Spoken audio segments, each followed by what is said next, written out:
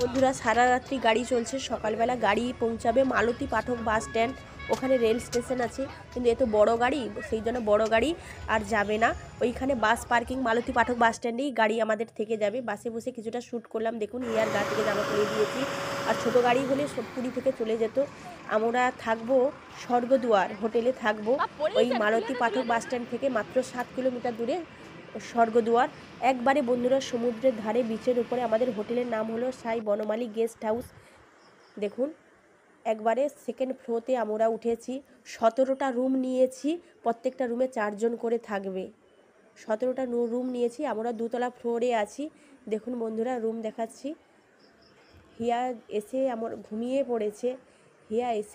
পড়েছে, যা ওখানে হোটেলে প্রবেশ করেছি 9:30 10টার দিকে। দেখুন ঘুমিয়ে গেছে।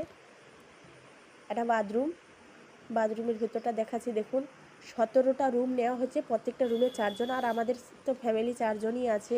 একবারে সমুদ্রের ধারে বিচের উপরে স্বর্গদুয়ার, খুব সুন্দর একবারে পরিবেশ বলুন, আর খাওয়া দাওয়া সব কিছু সিস্টেম সবই সুন্দর।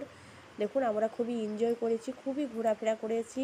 এর মধ্যে রুমটা দেখাচ্ছি, আমাদের রুমটা ব্যক্তিগতভাবে আমাদের রুমটা যেটা আমরা ছিলাম সেই রুমটা আপনাদের সঙ্গে শেয়ার করছি, দেখাচ্ছি। স্বর্গদুয়ার একবারে পুরীর সমুদ্রের উপরে, একবারে পুরীর সমুদ্রের